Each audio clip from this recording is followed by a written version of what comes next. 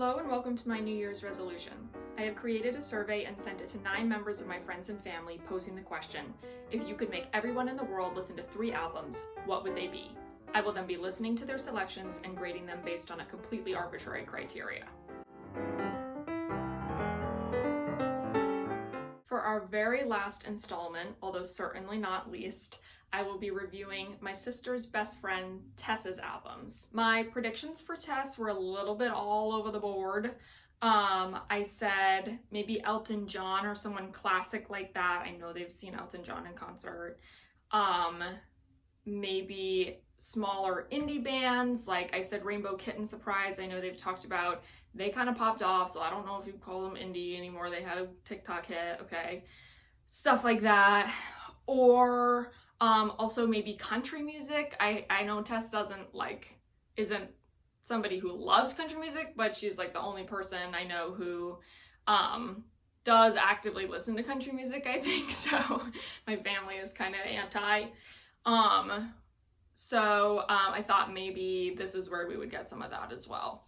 You'll see. I never like to tell you if I'm right until I show you the albums. Tess's first album was Cacophony by Paris Paloma. All day, every day, therapist, mother, maid, nymph, then a virgin, nurse, then a servant. For the most part, I had never heard of Paris Paloma before, except for that Tess saw her in concert while I was visiting one time recently, and I think it totally solidified the decision for her, so I was excited to give it a listen. And here is me dancing to Cacophony. Capillaries in my eyes are bursting. If our love died, would that be the worst thing? For somebody I thought was my savior, sure make me do a whole lot of labor. This is a classic high-low album for danceability.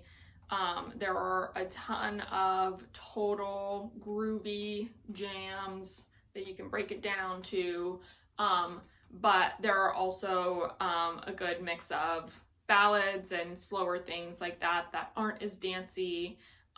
So I gave it a middle of the road 3 out of 5 for danceability. The lyrics in this really hit. There were many themes I found relatable. There were themes that I didn't directly relate to, but she just pulls you in.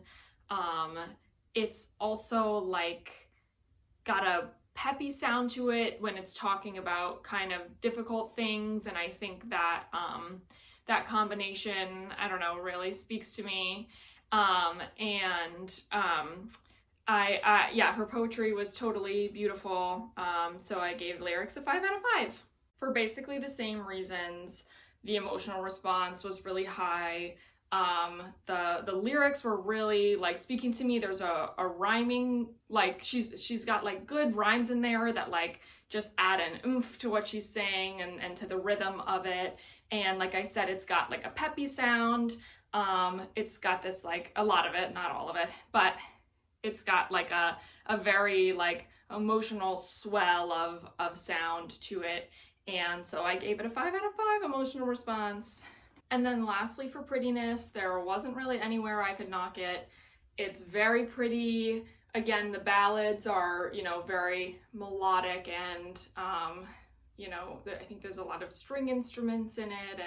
And then, the more upbeat stuff is very plucky and fun. And so I gave it a 5 out of 5 prettiness, all right? I'm giving out 5s today. So obviously I loved it. Overall, I gave it a 9 out of 10. There was so much I liked about it. It scored really high on my, on my rankings. I think it wasn't as completely explosive for me as like an album can be. So I just put it at a 9. I think like some of the songs felt a little bit, resonated with me more than some of the other ones. But overall, I think it's an excellent album. There's no skips in it. Don't think from what I said that I think there's skips in it. There's no skips, okay? And so I gave her a 9. And my favorite song was Drywall. I used to think of him a caring thing, knuckles on his drywall. Have tried all of the parenting, descent into hysterically. And Tess's second album was Year of the Spider by Shannon and the Clams.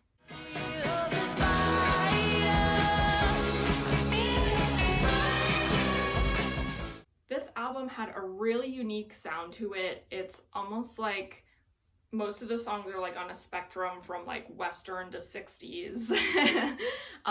It's a really fun kind of sound and a lot of like unique topics in the songs and stuff like that.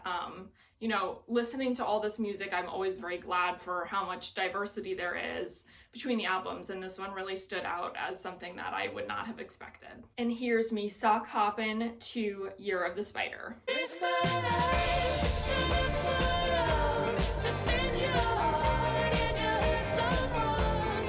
This album is very fun. I had a lot of fun dancing to it.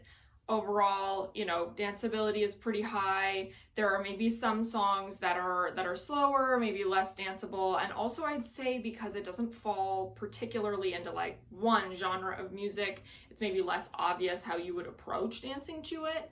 But I think it's a very, you know, fun kind of challenge then, and there's a lot of different ways you can approach it, so I gave it a 4 out of 5 danceability. I loved the lyrics in this album. They were very playful and unique. Again, a lot of the topics covered were sort of unique, and the way that they talk about them, there's just like a certain kind of dialect to the way they talk that's really fun.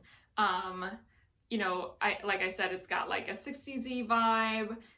It's also got kind of like a Halloween-y sound to it, which always makes me think of Tess. Tess is the Halloween queen. And so I really liked the lyrics. I gave them a 5 out of 5. The emotional response was also very high. There were a lot of topics I related to and like topics I hadn't heard songs about before. There was one song, it's actually the first song that's about like feeling stagnation staying in your hometown, but then feeling like you lose your identity if you leave, and like it's all those kinds of things that like so much of music is about love and dancing, and I like love and dancing, but I thought that was fun. Yeah, I think maybe some of it almost was like because of the sort of I don't know, funkiness and the theming of the sound or whatever. It doesn't mean anything, but and there's like a lightness and a playfulness to it that I really like, but also maybe undercuts the drama a little bit. So I gave it a 4 out of 5 emotional response. Prettiness was also pretty high. You know, there's certainly nothing about it that's hard to listen to. There's maybe like a little bit of a twang to it, like a sound that's like, I think more funky than pretty is how I would describe it. Not like going for pretty, but you know, it doesn't really take that much away. So I gave it a 4 out of 5 prettiness. So overall, I really enjoyed this listen. I thought it was a very fun album. And I had never heard of this band, so I would never have found it. I think if I hadn't gotten this recommendation from Tess, I was very glad to hear it. And so I gave it a 9 out of 10. And my favorite song was All of My Crying. I did all of my crying when I was a baby boy. And Tess's third album and the final album of the series was Historian by Lucy Dacus.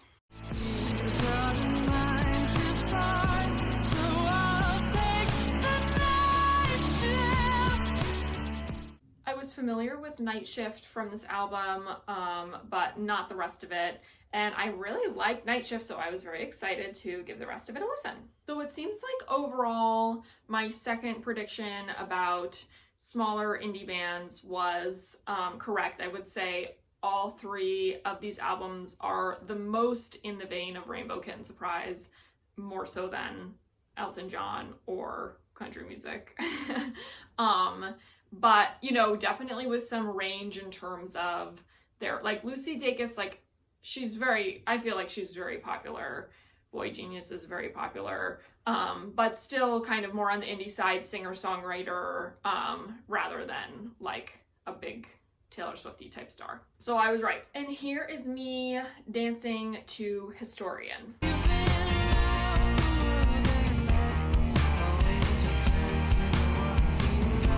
There are a lot of slower, moodier, kind of intense songs on the album, not the most danceable, but definitely, you know, swayable, definitely, you know, movable, and there's like some good rhythm that comes in here and there. I gave it a 3 out of 5 now. The lyrics in this album are just so good. I didn't find all of the, you know, her behavior or the situation she's in completely relatable in it, but her poetry is just so beautiful, and evocative. Ooh, sometimes it just makes you like, stabs you in the gut. So I gave the lyrics a 5 out of 5. So like I said with the lyrics, the emotions in this album are very evocative. The only thing for me that was a little bit hard about it is that I feel like some of what she talks about is kind of like messy, you know, being hung up on people that you know are bad for you and that kind of thing, that, I don't know, sometimes I'm like, don't, obviously. It's like a type of topic I don't normally like take to that much, but she does do a really good job with it. So I gave it a 4 out of 5 total for emotions. And just in terms of the sound of the album, it's very pretty. The songs have just like a lovely sound to them. Her vocals are excellent. I think that there are some great background vocals and harmonies and stuff that happen. Nowhere to knock it. I gave it a 5 out of 5 prettiness. So this was another great album overall. Like I said, some of the themes were a little more messy or a little more sad than I usually gravitate towards, but she nails it in such an incredible way. Another like small detraction is that it got like a little bit monotonous in the middle in terms of like how all the songs sound. There wasn't as much diversity as some other albums, but then it really pulled me in towards the end. Some of the best songs I felt were towards the end of the album. So it was great overall. I was very happy to be encouraged to reach out and listen to this more than I was already familiar with it, and I gave it an 8 out of 10 total. And my favorite song was Yours and Mine. Told me I should stay indoors. Take care of you and yours. And that's all the albums. The whiteboard is full, but we're not completely done yet. I'm gonna do one finale video, doing some updates on any thoughts that have changed over time. I'm gonna talk about statistics with the different rankings and some closing thoughts on the project, how it went, my music taste, and I might even reveal what my 3 albums would be. So please tune into that next month, second Sunday of the month, and comment below which of Tess's albums you would most want to date. Thank you so much for watching.